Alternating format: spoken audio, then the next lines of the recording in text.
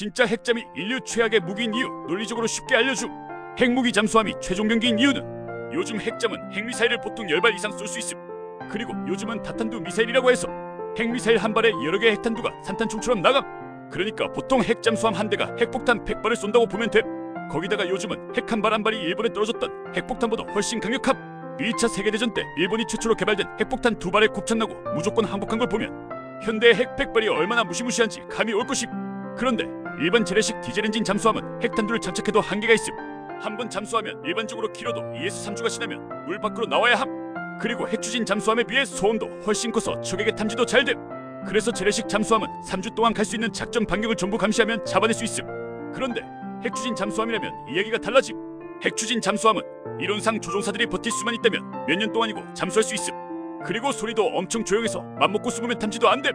그래서 핵탄두를 무장한 핵추진 잠수함에 표적이 되면 언제 어디서 몇 달 뒤에 불쑥 나와서 쏠지 모름.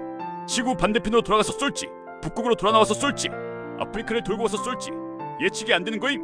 막기는 사실상 거의 불가능에 가까움. 그렇게 될 경우 일본에 터졌던 핵폭탄보다 훨씬 강력한 핵폭탄 100발이 한 나라의 전역에 동시다발적으로 터질 수도 있다는 거임.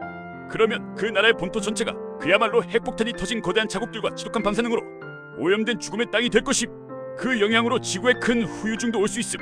그런데 핵잠의 더더더 무서운 점은 어떤 양 국가가 전쟁을 해서 한쪽이 일방적으로 승리하고 패전국이 멸망해도 패전국의 핵잠 한 대가 바닷속에 숨어있다가 한 반년 후쯤 갑자기 어디서 불쑥 나타나서 승전국의 본토 전역에 핵 100발을 전부 폭격해버릴 수 있다는 거임.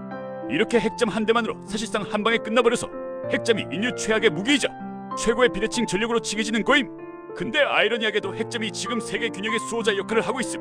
주요 강대국들은 핵잠을 보유하고 있어서 서로 전쟁이 나면 멸망까지 이어질 수가 있음. 큰 전쟁이 나면 사실상 공멸한다고 봐야 함. 그래서 이런 핵잠 보유국끼리는 경제 제재만 하지 서로 극단적인 무력 도발은 거의 안 하는 것을 볼 수 있음.